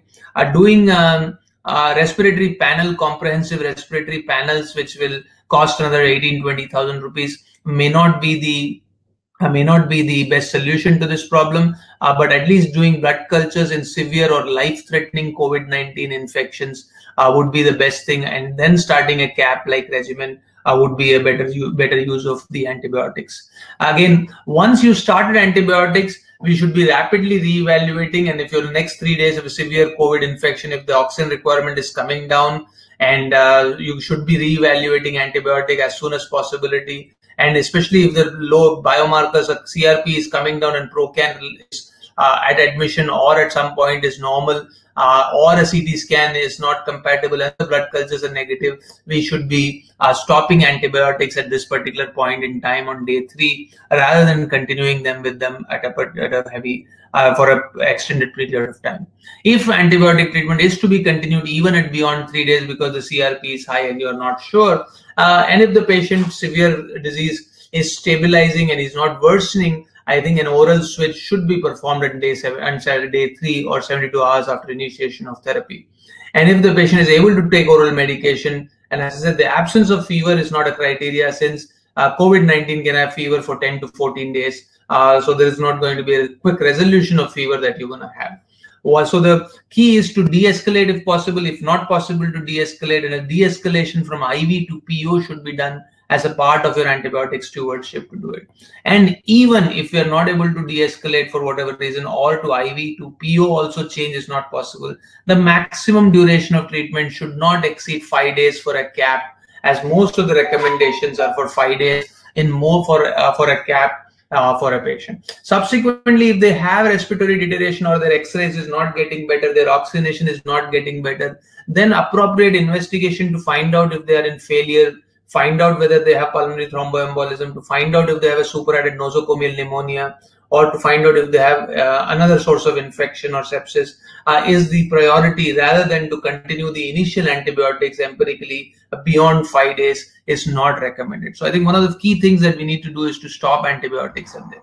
And so what are we going to use? So if we are going to use antibiotics, it should be a CAP guideline. That means a beta-lactam which will provide coverage for strep pneumonia, plus a methicillin susceptible Staph aureus. So you can get away with an amoxiclav or a 3rd generation cephalosporin should be given and good enough. A once a day administration or continuous application of beta-lactam may be useful, because you don't have to go in again and again for the nurses. So what happens is in a lot of ICUs in the US and the West, where the nurses are taking care of other patients in a regular ICU, where one of the rooms has got a COVID patient and the other room is a normal patient.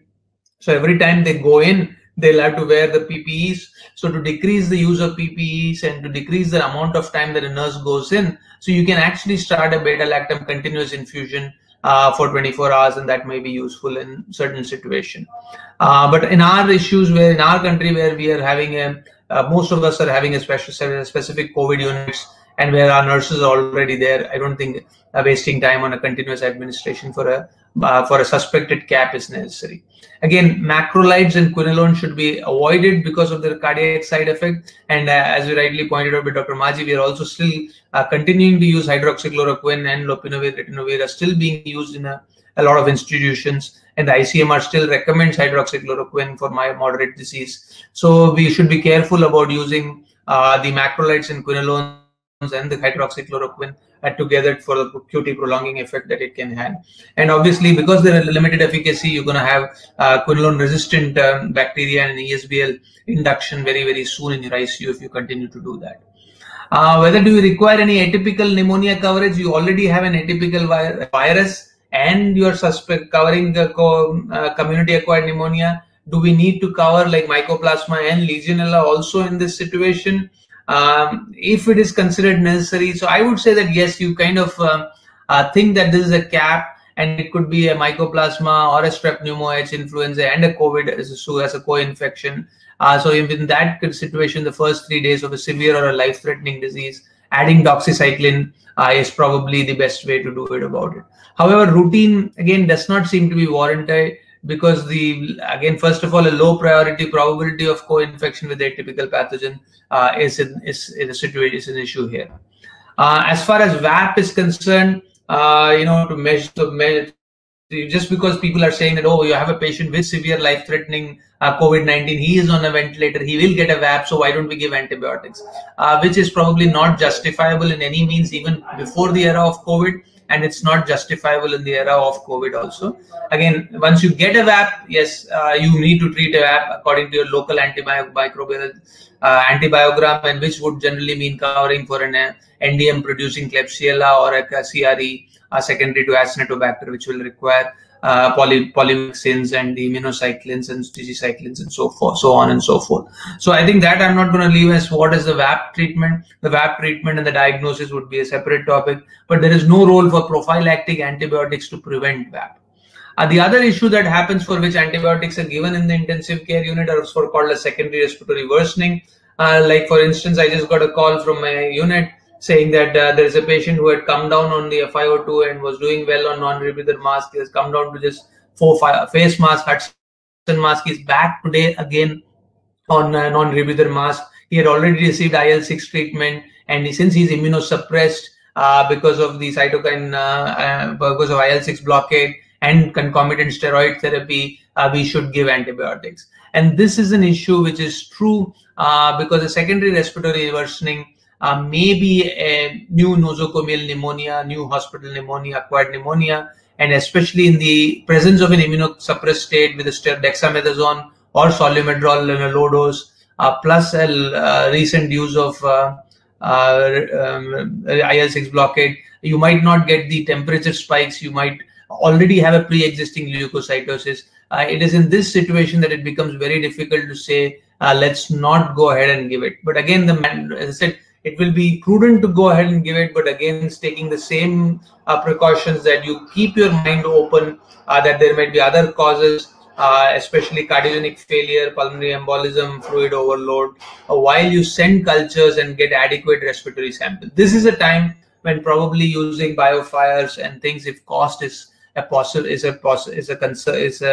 affordability and ability to get all these testings would be possible. But if nothing, then just sending 2 sets of blood cultures and sending a sputum sample out prior to escalating the antibiotics would be a very, very important issue. And this would be especially, but even in the absence of a treatment with corticosteroids and absence of treatment with IL-6 blockade, the worsening on day to 7 is probably a hyperinflammatory phase rather than an infection, and that may still be possible. Even in steroid treated and even in IL-6 treated patient, you will IL-6 receptor antibody treated patient, you will still get a hyperinflammatory phase on day 7 to 9, and therefore it is possible that you might have to consider antibiotics. And again, the hyperinflammatory phase in the third day, that is from day 10 to 15, where you get into shock and other renal failure. Again, the presence of infection always is there in the back of mind. And I think drawing antibiotics and treating for regular nosocomial sepsis as a bloodstream infection is the best way to do antibiotics in this one. So I'm going to finish by saying the co-infections in the time of admissions are always difficult. So it is all right to start a cap regimen for 5 days in a majority of our country, and to switch over to oral antibiotics on day 3 if they're getting better. And even if they're kind of hanging around, to do a 5-day course and no more.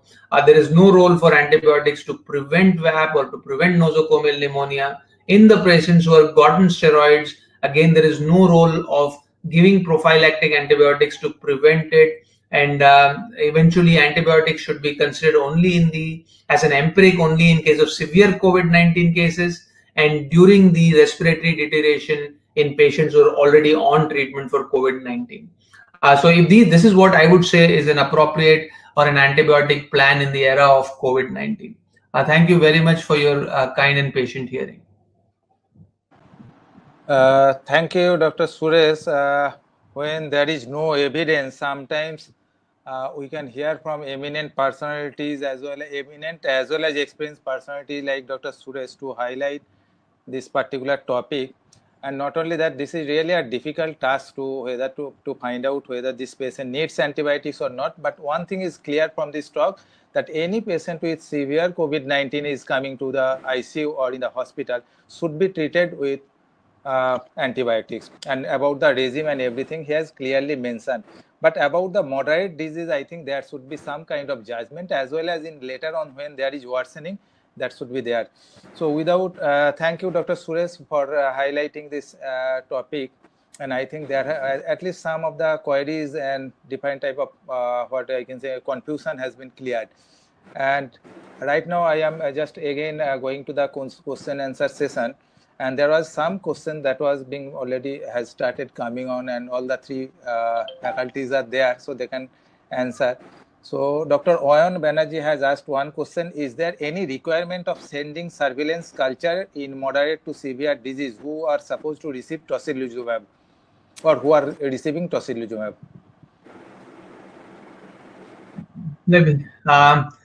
As I said, surveillance cultures, again, what all do you send? Do you send blood, respiratory, stool?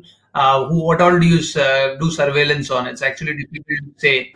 I think people who are receiving tocilizumab or high-dose steroids or steroids, because we're using only, I'd say, a low-dose steroid with the prednisone equivalent of less than 30, probably prudent enough to send 2 blood cultures every 72 hours. But that's what I do, but I'm not very sure there is any evidence.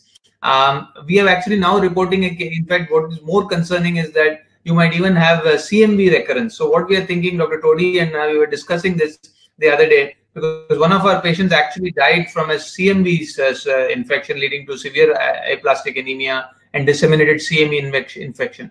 So in fact, CMV antibodies is the one which I would be checking on if you're before you start IL-6 receptor blockade. So I think there are potentially a huge number of infections, and Pandora's box could be opened, especially if your patient doesn't significantly improve immediately and you are giving somebody on a life-threatening disease on a ventilator and IL-6 tocilizumab, and then subsequently he remains in the fibroproliferative phase for many days, and then he's definitely going to get a lot of infections. But again, as I said, then again, it is a organ dysfunction course that we should be following in this patient rather than surveillance culture. So if you have an increasing oxygen requirement, if you have an increase in hypernatremia, if you have a increase in low blood pressure, your liquid is high, you're requiring some low dose vasopressors, this is what I would say is an indication of infection in this. So serial soap and then sending pan culture according to the organ which is affected most would be a better rather than sending surveillance culture. My opinion, but I would let Sumit and Saurav also take the question. So rather than this is Sumit. So surveillance culture, Suresh, I was so are you sending procalcitonin before you do the TOSI? See, as a protocol, we are one of the things we are doing for all our severely ill patient is measuring CRP, procal, ferritin, D-dimer, LDH. So it is part of it is part. The procal is part of the package here. I understand with the cost concerns now coming in, with the government coming in, it might get dropped off. It will get dropped off by tomorrow for sure. But as of now, able to get a baseline procal and say this is a baseline, but we will not repeat it just before we start a patient on tocilizumab. I don't think there's any reason to do it. And the other thing that we have noticed, if your IL-6 is more than 200, believe me, you also have a secondary bacterial infection. And if it's more than 2000 IL-6, you are in sepsis rather than in absolutely. Then you are in a COVID-19. There is surely an infection associated with it, yes. You can use the IL-6 itself as a biomarker for secondary co-infection. That's what I would say. No, I mean, so more than 10 times is okay to start tocilizumab. When it more than 25 to 50 times, beware that there is a secondary infection. No, but probably combining. So you are doing a CRP, you're doing an IL-6 significantly high with a low procal, fairly strongly rules out a bacterial infection actually. Very strongly. So that is so we are using procal. We are not using, as you said, the price control is there. So we are not using procal regularly, but before tocilizumab, combining the IL-6, the CRP and the procal probably is helping us. I mean, it's not a perfect go, but probably. Yes, CRP can also increase in the COVID also, but the procal rising CRP is bad prognostic marker in COVID. But the procal rising is also not usually seen in the COVID. So yes. raised procal and the raised CRP, probably there is some co-infection or there is an infection is there. The procal can be a good marker for whether de-escalating or the start of antibiotic. Procal can be a good marker. So recently we had a patient on whom we sent a biofile because it's an MDS patient who had this thing, who had come in with COVID-19 positivity. And then we also found patient had H influenza. So there is a co-infection. So there is CAP needs to be treated in this situation. So there are certain patients when we do a little bit more. We have done a lot of serial biofire on VIP patients, MLAs and MPs, and we realize that in those patients when we do serial biofires, we have found nothing at all for many, even patients who have been treated on IL-6 antagonists. So we have some anecdotal experience with VIPs where we had no restriction on money. Where we were able to get these data out. But again, these are all anecdotal. They're not evidence. Yes, Suresh, I mean, and Saurabh, Panja, all three of you, your experience about secondary infections in terms of VAP and HAIs has been my experience has been very, very low. I think that's because we are washing our hands to save our lives. So that's saving our patients from secondary infections. I mean, we never wash our hands as much and take care of ourselves so much that, when we are still touching the patient, probably secondary infection is also less. We are getting a lot of enterococcus now because the stool cleaning is taking a lot of time. What is it? Enterococcus is a huge problem for us now. We had actually 2 DREs because the time it takes for the housekeeping to get in to clean the stool on the ventilator is actually a problem. So we are not getting that many Acinetobacter and Bacillus. I agree with you. But we're getting a lot of these skin bacteria and we're not cleaning when the guys are going in to do the procedure for a central line. So we're getting a lot of CRBSIs, but we're not getting any of the Acinetobacter and the MDR club in the respiratory secretions for sure. Because first, we are not suctioning them that much because they're mortally afraid. Our experience. Our experience is also same. The secondary bacterial infection is much less in the this COVID area. Actually, probably due to the fear of they use the gloves more. Yes. I fully agree with all of you because maybe secondary respiratory infections are less in our COVID ICUs, but we are not seeing any decrease in the number of bloodstream infections that we are seeing in this group, especially as they are staying for when you have a bad ARDS.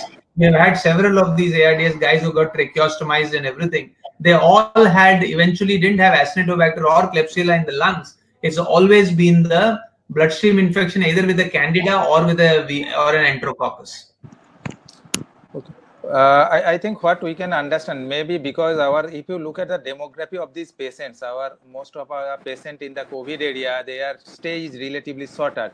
And second thing, not only that, there may be as you told, CRBSI, and sometimes it may happen because if we look at the infection control practices in the COVID areas, I think there may be some deficiencies as well as the surveillance. The way we used to look at the surveillance for any critical care patient, so that is relatively difficult because working with that environment is also sometimes there may be some deficiencies in the proper ideal infection control practice. That may be what used to happen.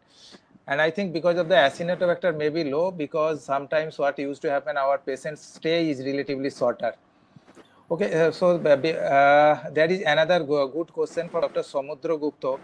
So to Dr. Saurabh Majhi or all the faculties, is there any role of cytosorb in this prevention of the lung injury in this group of patients? What is the question? The rituximab, use of rituximab? No. Any role of cytosorb or the cytokine removal, okay, in severe COVID lung disease? Yes, there are some people are using, but this is not. I am not aware of the much use of the cytosorb in this COVID. Some people there are the few study that is the 2 or 3% or 5%. This data are there, but the mortality benefit is not. I have shown that. That's why I have not mentioned in my lecture. But I don't know the experience of the other faculty here regarding the cytosorb. Dr. Suresh, Dr. Sumit must be against cytosorb. No. That's I would. You know what? This is. I was just going to say that probably I could have never thought that I would say this. That there is a potential probably role if there is a cytokine storm. This is a cytokine storm which is different from the cytokine storm of a bacterial sepsis, and that is what. And that is the use of tocilizumab. Okay. If the principals agree on the fact that we can use tocilizumab in the cytokine storm, the problem with bacterial sepsis was the inflammatory removal of pro-inflammatory cytokines or its suppression was adding to a anti-inflammatory predominance and a severe secondary bacterial infection or the same infection worsening in bacterial sepsis. That we are not seeing as much in COVID because the cytokine storm probably is being triggered way late post viremia. So removal, I mean, if you see the cytokine storm mostly in the second week, the viremia is already over, right? Suresh, do you agree with that? Yes. And the removal of the cytokine at that time doesn't seem to precipitate as much a secondary infection, bacterial infection, as we saw in bacterial sepsis. So I would have never thought that I would say that there is possibility of, if you are using tocilizumab, there is a theoretical possibility of using cytosorb. Only thing is cytosorb is 4 times more expensive, or maybe 8 times more expensive, rather, two sessions. FDA has given approval for use of this thing, but as you rightly said, it is more of a technicality and it's an easier way. So cytokines and chemokines both will be removed to a great extent. So it probably may be actually theoretically more beneficial. Than as compared to only an IL-6 blockade. So IL-1 receptor and anakinra may be more better. So it's a lot of this thing, but removing the entire cytokine package and the entire chemokine package. So it is as Sumit is saying, it is about the CARS and the SARS. I think right now it is a classical 3-phase disease. You have an influenza-like illness, and then you have a pulmonary phase, and then you have a hyperinflammatory phase. So what we are trying to do is to prevent the hyperinflammatory phase, which is the ARDS and the shock and the renal failure. And to do that, you want to remove the cytokines. And then because the IL-6 levels are very easily trackable here, and there is no, as I said, so it will be. I agree with Sumit that this is one of those instances where we might be saying it is. I think technically just difficult to do it, and the cost effectiveness is not there. No experience. I have to say no experience. Yes. Okay. I think in the coming week, Thursday, there is another session that we will conduct, that is on the extracorporeal therapy scope in COVID disease. So ECMO, extracorporeal means cytosorb, cytokine removal, that will be discussed in details in that day. I think Calvin has been doing a lot of good work on ECMO. I think one of the things that has happened really is that Emory, Shashwati and their team, as well as Medica, Anirban and everybody, they've been doing a wonderful job of doing ECMOs. So I think it will be looking at, and I think probably Aviral and all those guys in Medica. Orpon and all that. So there is another question. So that Dr. Sasikant, just a moment, Sahis Kamath, he has raised one question about what is the role of plasmapheresis in severe COVID-19 disease pneumonia. Role of plasmapheresis in severe COVID-19 pneumonia. I think part of your extracorporeal treatment next week. Because I think, so when I was in 1998, when I joined this thing US, and before the Zygris was even invented, so plasma exchange was touted as the #1 treatment for sepsis. All right. So when I joined my first year of residency, this was considered as the #1 thing. All right. But then Zygris started making its appearance in 2000 and this kind of died. There are a few people who still believe that therapeutic plasma exchange might be a great option for treatment. I'm not one of those believers, but yes, it is a big group of people. It's like if you believe in the school of Scientology kind of a thing, if you believe in it, you believe in it. So, Acha. Another question is from in the coming week we will definitely go all these details, and Dr. Sakko Mojumdar from NH Tagore Hospital has raised one question. What is the standpoint of the panelist regarding the use of lopinavir and ritonavir after WHO has removed this the arm of the therapeutic trial in the recovery trial? So, what is your right now the standpoint about the lopinavir ritonavir when it is in the ICMR guidelines, but WHO has removed that arm of the continuing that therapy in the recovery trial? I think if I'm not wrong, lopinavir ritonavir has been removed from the ICMR also, the latest one. Okay. Yeah, I mean, even before that, I had never used it, and I didn't think that this antiretroviral would be of great benefit. Even remdesivir, the studies show only shortening of length of stay, and you have to. It's the phase of the disease where you use it, and I mean, I would ask the others, Soren, Suresh, and Saurabh, that I mean, are you facing difficulties in treating the patient in the phase of viremia? I think they are getting sicker post viremia, isn't it? Yeah. So, I mean, which phase do we use the remdesivir? Actually, if we have to use it, it would be probably we have to start it on the 7th, 8th day of the illness, and that is the pulmonary phase. Yeah. Yeah. So the second phase is the pulmonary phase. That means they have the alveoli are getting infected with these virus. Exactly. When they are in ARDS, which is the hyperinflammatory. Exactly. So pulmonary, that means they're starting to require more and more of oxygen. That's when you probably want to use absolutely. convalescent plasma, remdesivir, whatever you want to do. It was remarkable. So I think in nutshell, maybe on the say 6th, 7th day to 8th, 9th day means maybe the window maybe on the say around 7 day or 8 days maybe best what I can understand. Yeah, with a worsening at that period, yes. That is the time. So because sometimes to get that timing is also very difficult. So the time when the patient is having gradual worsening of the respiratory function, I think that is the time in the early phase you should start it. And so there is another question from Dr. Samudra Gupta, that is infection control practices with ventilation requiring patient. Just a moment. Any role of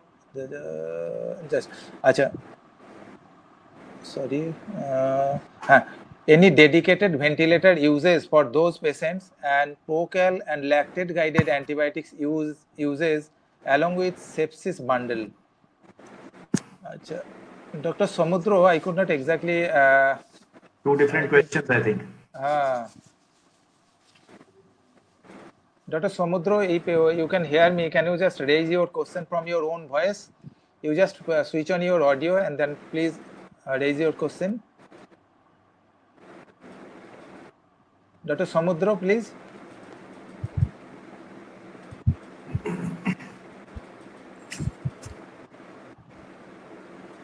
I think he has raised that question, then must be leaving, because the question was being put 15 minutes before.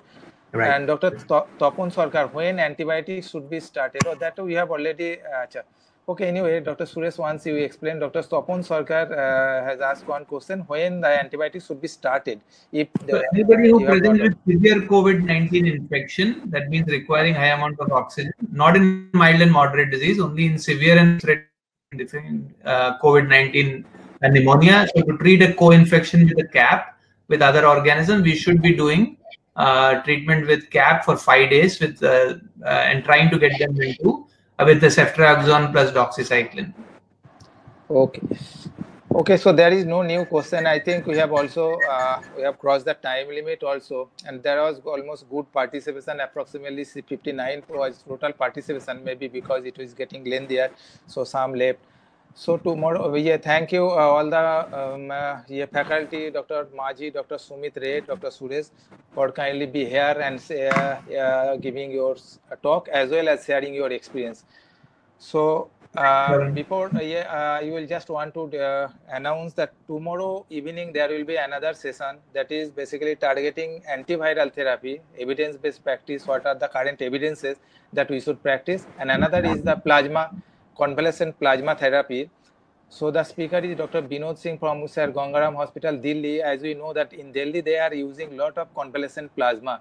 So that's why in Calcutta we are relatively, I think, little behind the Delhi or maybe Mumbai. So that's why I have kept this lecture, and it is not a very difficult task, because if really it is helpful, then how to do it, and it is not only blood bank is necessary. Along with that, the mindset is, I think, is necessary to treat this. Some of the patient may get benefit from that. So tomorrow 5:30 that will be there, and please join that. And before that, I want to make another announcement. By in next 24 hours, all the audience, you will get one email from this your ACP forum, actually to know the quality of the lecture, as well as to find out if there is anything that we can improve in our ISCCM Kolkata branch that will help us to improve our quality of lecture as well as the deliberation. And if there is any new suggestion that you can put, not only in the COVID area, but even beyond COVID, we have to cross that COVID. So there are other issues also, so that we can basically get back from you. So with this, I will thank you all the faculties and also all the audience to be here to share, as well as you put on all the questions answer. So with this, I will, on behalf of ISCCM Kolkata branch, I say call it a day, and hope that tomorrow, if you have find time, please join us for the lecture, as well as in the coming Thursday, there will be the session 4 that will be mainly focusing on the extracorporeal aspect of the COVID-19 disease. So ECMO, as well as cytokine removal therapy, as well as I will also try to keep one lecture where there are some specific situations, particularly renal transplant patient or immune suppression patient getting so many drugs. So once they are getting COVID infection, so is there any need for the drug or dose or the drug modification or not? That is also important. So with this, thank you all. Sir, Yeah, one more okay. thing. Please, One more thing. Yeah. We all who have registered and who have viewed this whole webinar will be getting an email to view the recorded version once again. Yeah. So okay. Yes, please check the recorded version, and you can you can always review and revisit us in this recorded version. Thank you. Thank you. Okay. Thank you. Thank you. Thank you. Thank you. Thank you everyone for joining.